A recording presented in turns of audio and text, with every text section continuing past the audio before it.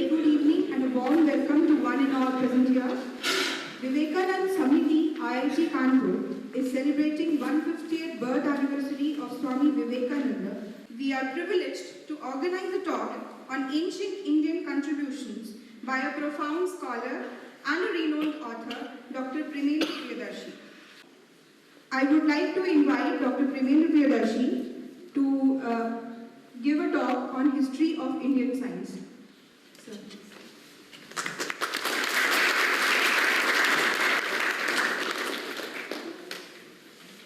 Thank you, Vikaji, and the organizers of IIT Kanpur Vivekananda Kendra. I entered into this type of research when I was quite young, 1986, or even earlier, you may say 1975 or so, and started penetrating into it. And finally, I was able to write some papers, some books. My work so far is basically intended, is just the tip of the iceberg. And within the next 20 years, till I live, I won't be able to complete the work. I will be able to complete only 0.5%. So one of the motives of my coming to you is to activate and attract your minds towards the rich subject. History of Science in India. These are my 2 books. Zero is not the only story in this book. 1 chapter each is devoted to each branch of science and the extent how it was developed during the Vedic period and later with full references. So I will first come to some incredible achievements of ancient Indian scientists. Velocity of light. Shayana Bhashya of the Rig-Veda, first chapter, hymn 50, verse 4, gives a velocity of light 300,000 kilometers per second. The thing has been quoted by Raghav Rao, Dr. H.C. Verma of this institute in his Concepts of Physics also. He has quoted 1 paragraph, and in my book also. The period of Shayana Bhashya is about 16th century AD. Then I come to the Big Bang theory. The Nasadiya Sukta of Rig-Veda deals with evolution of universe, and it describes how from nothingness something could come out. I have discussed it in detail in my book. Here it is enough to just introduce. Now, Vedic astronomy. It is generally held by the historians that the concept of heliocentric solar system. What is heliocentric? Heliocentric means sun is at the center. Before that, people thought that, okay, earth is at the center.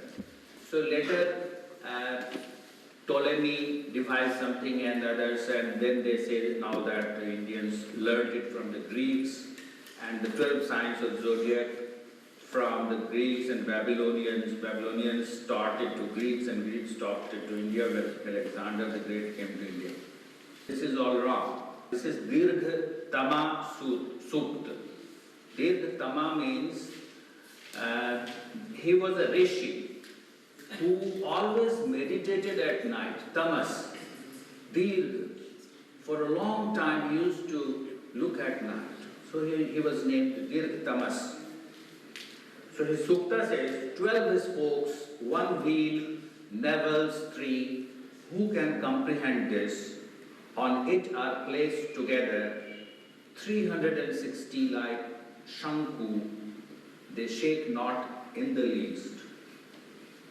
So 360 is clearly the 360 days, and it predates any Babylonian concept of 360 degrees in a sphere. 12 spokes clearly gives us an idea of 12 signs of zodiac, Rashi, which we call Rashi. And the wheel has 3 navels.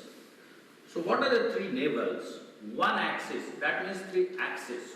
One axis is diurnal rotation, another is annual rotation, and the third is precession.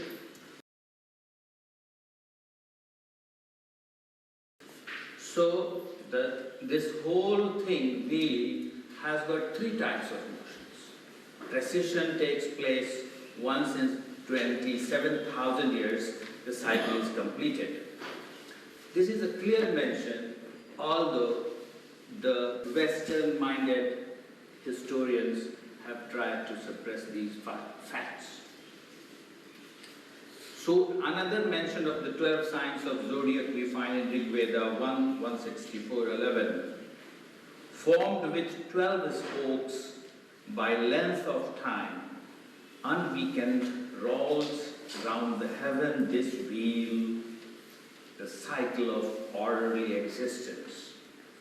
Herein established, joined in pairs together, 720 suns. Here, in pairs means day and night. 720 divided by 2 is 360. So this is again a very clear-cut mention. Heliocentric solar system. There is some mention in Rig-Veda also, although I'm not going to mention all the references. I'm just going to mention one. In Chandogya Upanishad, chapter 3, 11.1, we find Madhye Sthata. One person asks a rishi that, Rishi, you have been to the Suryalok. So how is this Suryalok? Then he describes that Suryalok means solar system. By meditation he was able to go out of this worldly existence and experience the truth. That is the meaning. So he said that there is no day nor any night. And sun is the Madhya Sthata, remaining at the center. Moon lighted by sun's light. This is another great achievement of, incredible achievements of Indian scientists. In the Vedas itself, it is mentioned, the moon gets light from the ray of sun named Sushumna. Shukla Yajurveda Samhita 18.4014. Again, the same verse occurs in Krishna Yajurveda Samhita also, 3.4.7.1. Al-Biruni, a Muslim traveler and historian, came about 1000 AD. He also mentions that the Hindus believed when the solar ray meets the moon, the ray becomes as cool as moon itself, then being reflected it illuminates the darkness, makes the night cool, and extinguishes any hurtful kind of combustion wrought by the sun. So even until the time of Al-Biruni, the Indians had a scientific temper, which was only later destroyed. This is incredible in view of the fact that other civilizations thought that sun and moon are just 2 lamps created by God to illuminate the day and night. Currently available evidence shows that India was the world leader of science from the earliest times, that is Vedic period, until the 12th century. Bhaskaracharya too was the best mathematician and astronomer world over in the 12th century, writes David Duncan in his book The Calendar. By the end of the 12th century, Indian universities at Nalanda, Vikramshila and Udantapuri were destroyed by Bakhtiyar Khilji, propelling India into a dark age of ignorance. And from that time until the birth of Ramanujan in the 19th century, no great scholar, scientist or mathematician was born in India. There were a few, but they were mediocres. They couldn't give anything new. In South, in Kerala, there was Mahadeva and Neelkantha, etc., who continued the process. However, some mathematicians and scientists fled to the south, where they continued to flourish as the South or Kerala School of Indian Mathematics. The names are Nilkantha, Mahadeva, etc. And their achievements in mathematics are again incredible. Much of what Newton said was actually invented by Nilkantha, and it went to Europe. In translation, writes George Givris Joseph in The Crest of the Peacock. And you all must be knowing the Shulk Sutras. I do not need to dwell on that. It is known today as the Pythagoras' theorem. And in the Vedic text itself, we find, although Vedas are no textbooks of mathematics, so we shouldn't try to look into that with that angle, but when we don't have any surviving books, then we are forced to try to find out something. So we find enough evidence to suggest that there was this decimal numbering system and very astronomical and large numbers were conceived. Now, the oldest textbook of physics available to us today is Kanada's Vaisheshika Sutra or Vaisheshika Darshanam. It is from 6th century BC. Kanada is well known for his atomic theory, but that is a gross injustice done to him. He was a thorough physicist and he discussed everything which we read in physics in class 10 or 12 today. And there is one propaganda that Indians were good at speculative physics like Big Bang and evolution, but they couldn't do anything in mechanics or momentum and this type of things people say, and they're right. But if we go through the Kanada's book, which is available, which is from Chokhamba publication, it is available. It discusses mechanics, hydraulics, electricity, heat, light, and mentions magnet, latent heat I found in it, quantum atom and space, and physical chemistry. Antimatter, most incredible is mention of antimatter, which Kanada says as abhava padartha. Today we can say that abhava padartha of Kanada is nothing but antimatter, because he says tada bhave samyoga bhava pradurbhavascha moksha. If we dissect the sentence, it becomes tad abhave samyog bhavo pradurbhava cha moksha. That means the union of bhava matter and abhava matter leads to annihilation of both. So this cannot be anything but antimatter. Vaisheshika Darshanam. Kanada mentions magnet too. People think that magnet was not known to Indians till White Lakes, till 16th century they claim. But there is a clear mention of magnet by Kanada.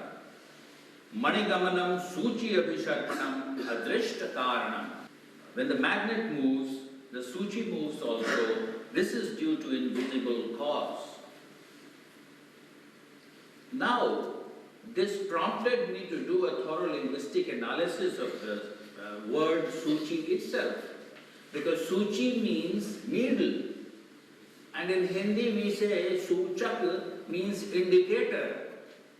So how a needle can become an indicator unless it was used in a compass when the words were being formed in Sanskrit. Suchna, indication, direction. Suchak, indicator. Clearly, suchi is needle, no doubt. So it indicated the way where to go. But such linguistic analysis have been deliberately avoided by historians. They have concentrated more on horse, which is also wrong. Magnetic compass, again we find mention of magnetic compass by Adi Shankaracharya. In the Shankar Bhashya of Mad Bhagavad Gita, chapter 18, verse 66, Adi Shankaracharya gives a commentary, and it is a long commentary of that verse. So he says at one place, Brahmakasya loha brahmanena. This he says in context, that when you surrender yourself to me, mamekam sharanam vraja, that is the verse. So when you surrender yourself to me, whatever you do is not your work, that is my work, in the same way as the iron which moves following a magnet, the iron is doing nothing, it is the magnet which is doing work. That is the meaning explained in the text. But why does he use the word Brahmak to mean magnet? Brahman, it has been coined out of Brahmaka. Brahmak is a derivative of Brahmak, which means something which helps you in tourism. Brahman is tourism. And people move with it.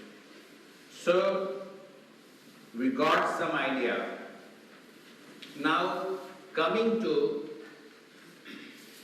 Vaisheshika Sutra, another verse, one karma is not produced by other karma. I don't know, I cannot say its precise meaning, only a physicist, a student of physics can better tell. But I interpreted it. The Acharya postulates that one karma is energy in his text. One karma cannot produce another karma, energy, directly without intervening work. Now another verse by Kanada, Karya Virodhi Karma, energy is against the work. This means energy and work are equal and opposed. Work done is equal to energy required or energy exhausted. So now I am coming to one example of thorough disposition of a topic by Kanada. This is about this milling process.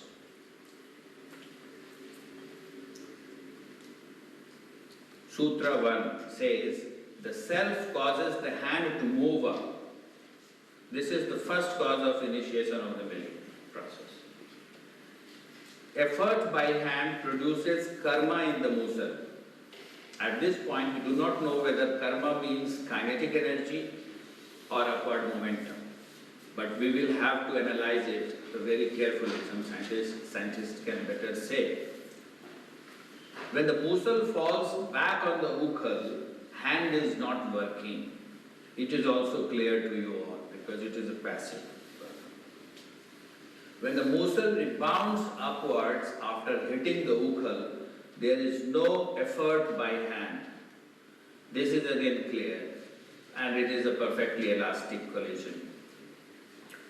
When the hand holds the rebounding muscle, a karma is generated in the hand due to contact with the muscle. Here probably he means the muscle and hand combined, composite mass. In this way, karma generated in hand may be either due to the hand's link with the self or due to the link with an object. This is what he interprets about the motion, कि या तो आत्मा से उसको बल मिले या किसी चीज से. Then he mentions exceptions, and here in this verse, contact is the main thing, which he says that contact is essential for transmission of this thing, energy or work. But later, then he clarifies the exceptions. And he mentions that gravitation and magnetism are exceptions to this. And also, when the tree sucks water from ground, that is an exception to visible force, visible contact, that is quite invisible. And when the sun pulls vapor from on ground, it is also invisible. So these are, and then he again comes back to Mussel. If the hold is lost, objects falls because of gravity. So gravity, then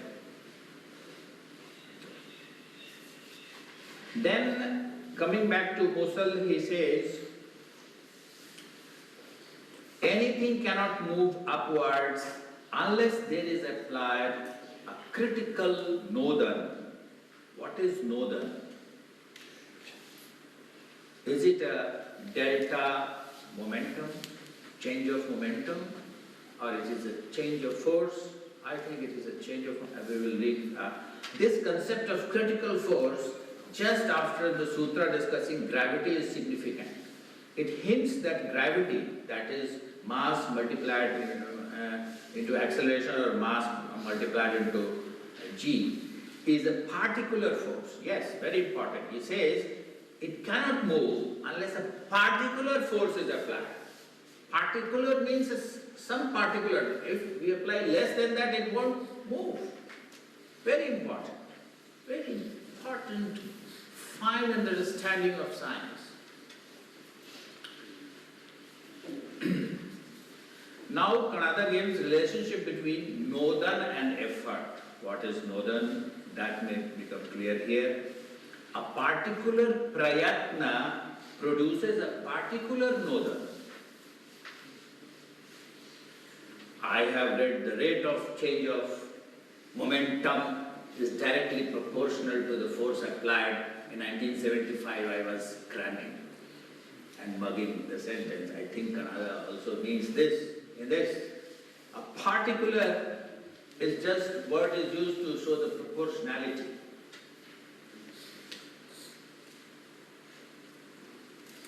So probably the people from mainstream science like you need to read and translate the texts. That will be a better justice rather than me translating. Although this article has been published in a recent journal. Yet, I doubt whether I am 100% correct, because whether nodon is momentum or change in kinetic energy or whatever. Now, I am coming to another thing, samskara. There is a word used, samskara, in Vaisheshika theory.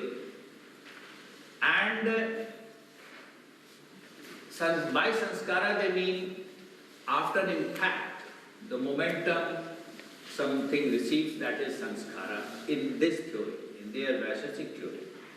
This is applied to our religion and spiritual aspect also. Whatever impact occurs to our life, our mind, it leaves an impact on our personality. And any impact on our personality is a sanskara for future.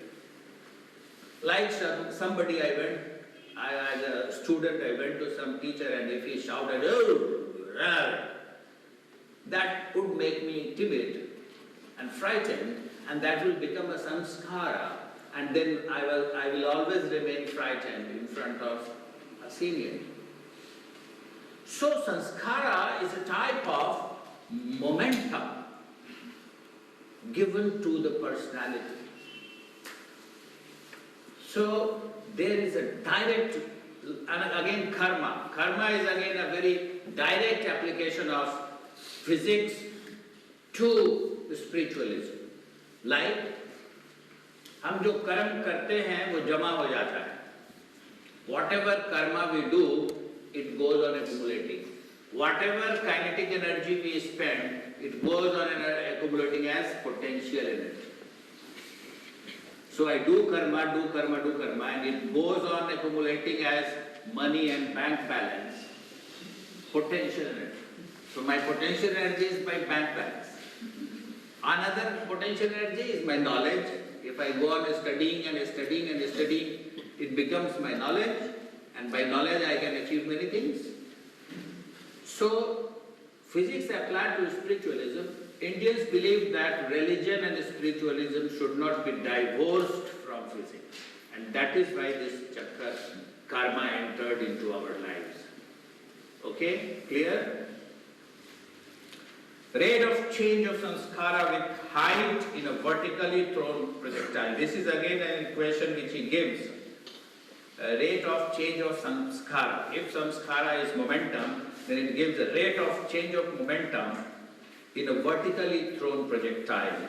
I will not go into a detail, but I will definitely invite some scholar of physics to sit with me sometime and we can sort out these equations. 3 types. Prashastpad was a follower of the school who came after 1200 years after Kanada. He says samskara is of 3 types: vega, bhavna or impression, and sthiti sthapak. Sthiti sthapak is form restoring, which is clearly elasticity.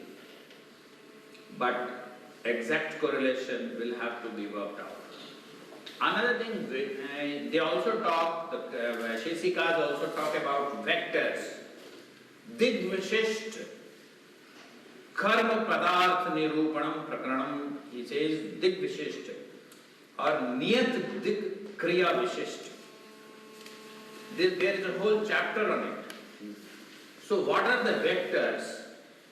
They had a good understanding. Everything is not a vector. Dig-Vishisht.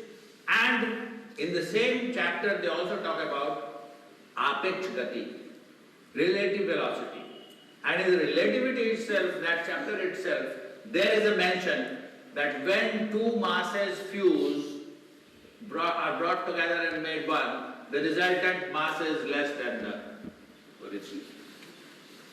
Break for 2 minutes, allowing a few questions. Sir, to dig into this subject, one should know Sanskrit. Is it? That is a great difficulty, but Sanskrit is not very difficult. And I have shortcuts, I have formulas how to learn Sanskrit in 20 days. So if somebody is interested, I can help. Basically, you need a Monier-Williams dictionary. On the net you have it.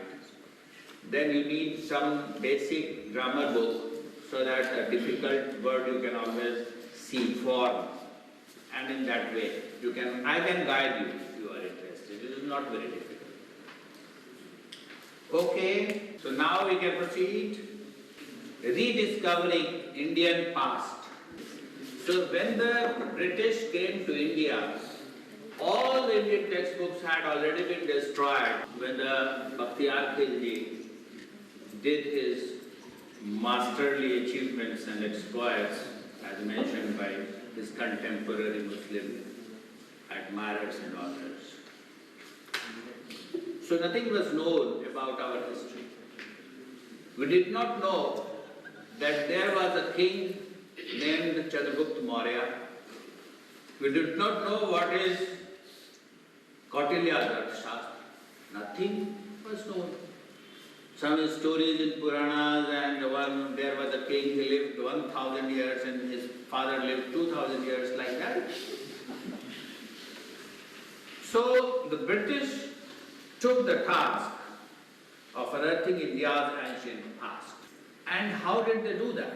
You know, when there was invasion, many people ran away out of India to Tibet and other places with books, and Sri Lanka and other things. So books from those countries were translated, and thus Indian history was constructed. Then they did excavations and many things.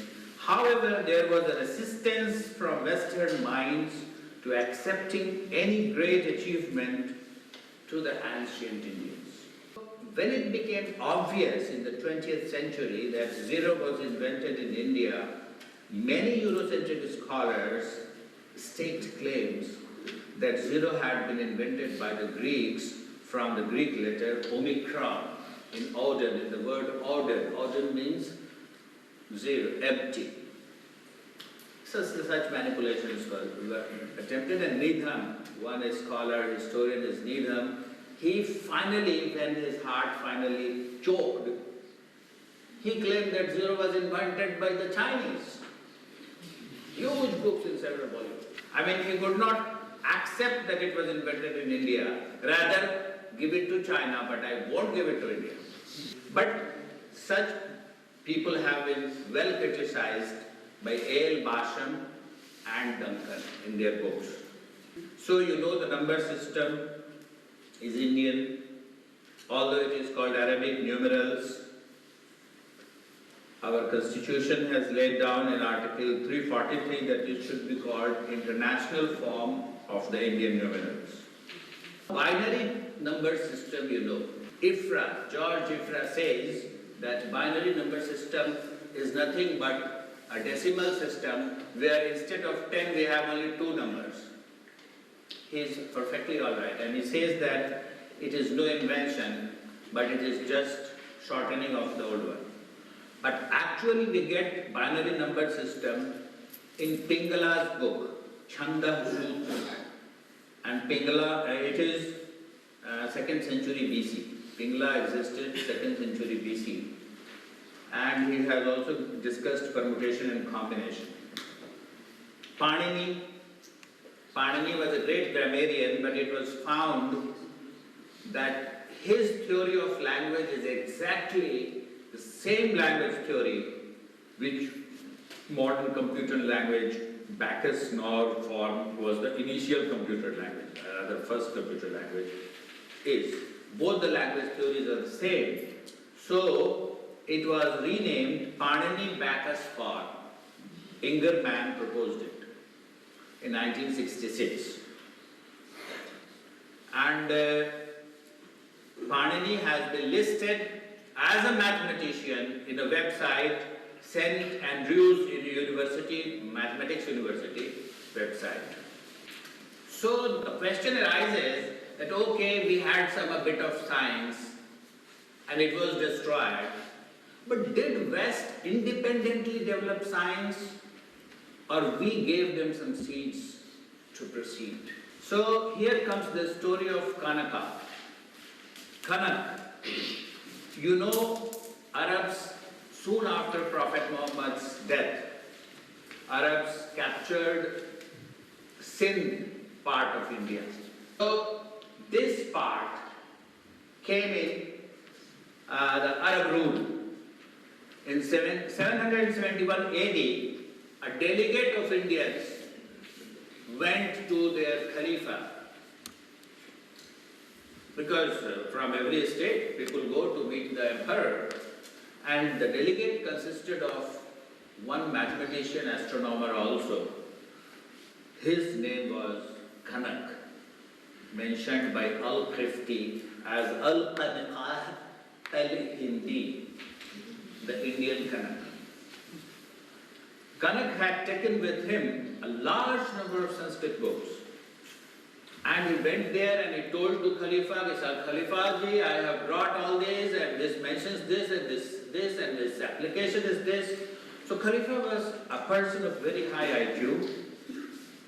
Khalifa got amazed at this. Khalifa al-Mansur. And he ordered immediate translation of texts into Arabic. He appointed Al-Fazari and Yaqub ibn Tariq. These two people became students of Kanaka. Kanaka taught them not only mathematics and everything, and astronomy and physics, but also taught them Sanskrit to begin with. And this stamp, although you know that they hate making pictures, still this commemorative stamp has been released by government of Syria, Al-Fazari, in memory of Al-Fazari, because it was he who translated everything, and he is the fountainhead of all knowledge for those nations. Most important books in them was Aryabhatta and Brahmagupta's. I will not deal, but it is a very long discussion, and maybe in future I can again, but you can read in my book also. What happened after Al-Mansur? After Al-Mansur, his son Al-Mamun became the Khalifa. He was also a very, very talented person. You know the law of 3 generations or 4 generations. Whenever a great IQ is born, it is inherited for 2-3 generations, and in 4th generation it goes away. 4th generation it is lost. So, Khalifa al-Mamud ordered that, okay, we have got 4 lakh books, so make a library, and a huge library was made in 833. 833 ईस्वी में बहुत बड़ी library बनी, and the library was called Bait al-Hikmah, the house of wisdom. Hikmah means knowledge, and Bait is house. Bait al-Hikmah. Al-Khwarizmi, this is the person, Al-Khwarizmi. He was appointed the chief librarian. Later it became a university, and from Al-Khwarizmi you get the word algorithm. Everybody knows algorithm. So, Al-Khwarizmi translated, and he came to India twice to take more books. And he translated all, and then he synthesized the main points in a book called The Great Sindh Hind. He named Al-Sindh Hind. That is a corrupted version of Siddhant. Sanskrit word is Siddhant. He named it Sindh Hind. I think the mobile is creating nuisance. I should. So even if you make them silent, they do not like silence. So, Al-Khwarizmi wrote many books. One of the famous books is, his original books are not available today. All what is available is Latin translation. So he wrote one book, it was translated as Algorithmi di Numero Indorum. That means Al-Khwarizm writing about the Indian numbers. And this became a textbook of mathematics in Europe for about 600-700 years, till the time of Newton. This was the basic textbook of mathematics. So Al-Sindh in one page, you can see, is still surviving from some Latin translation. In Latin, it was translated as the Great Sindh. The Great Sindh is again the English translation of the Latin translation. So there is a large number of intervening translations. Now, how did this knowledge, which became stored in the Arab capital from Baghdad, how did it move to Europe? You know, in this picture you see, the Spain was under the Arab rule at that time. Abdul Rahman III, he was the Khalifa, he decided to make a huge library at Spain, at Cordoba. So it was made, and some 4 or 5 lakh Arabic books, translated and copied, some original, some translation as Latin were sent there. So this is the route of transmission of Indian knowledge to Europe. Okay? More universities were soon opened in which copies of these books were sent. Naples, Paris, Bologna. And at Bologna, Copernicus came to study later. And Copernicus gave many theories, which ultimately Newton used to give his theories. So you see the chain, and this, in the crest of the peak of the book I just mentioned, a link has been traced how Nilkantha's book was also translated and was seen by Newton before he gave his theories.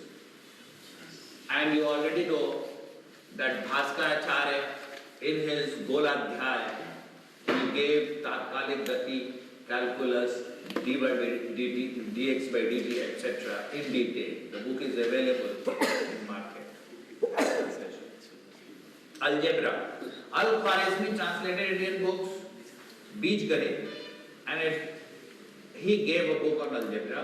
which was again translated in Latin, and you see one cover page, Alchimia Jabri Arabis. And from Alchimia is lost and then it becomes Jabri, Jabri, Algebra.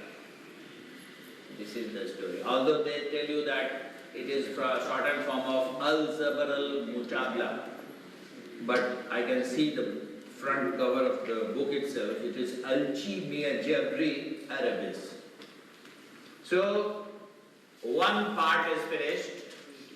I think how Indian science reached Europe and ignited the European minds so that they became free from religious dogmas by 1600. Before 1600, they lived in a dark age because they thought that only God does anything and it is the God which makes day and night and everything. Even investigating that is heretical and those people were killed. You know, those who studied mathematics, they have to live secretly. Cipher means secret. So they made secret unions. Those who studied in mathematics and zero, they had to make, because zero was equated with Saturn. Because zero is nothingness, so it must be related to Saturn. So they had secret meetings. This is written in detail in the George Ifra's book. And then cipher came to be known as zero. Earlier it was a secret organization. Now I come to कोई सवाल इस speech में नहीं ना पूछिए एक दो छोटे छोटे. Sir, is there any account of experiments done by ancient Indians to unearth the laws of physics? है. Although no textbook of physics has survived, but in Chandogya Upanishad, you find one father telling his son, my dear son, you take a pinch of salt, then put it in a glass of water, like that. It is a simple experiment. And so we can say that experimentation. And this is, in India, we have been told, I mean, those who read Hindu scriptures, we know that there are three sources of knowledge. One is experience that includes experiment. And second is from teachers, and third I am forgetting. In some next lecture when I am prepared for that, I will tell you. So, and what is your question, sir? Why should the destruction of three universities send India into dark ages? Yes, because what happened, all the books were burned. This didn't happen in India alone. Khalifa Omar invaded Egypt and Alexandria University was burnt and it kept burning for 6 months.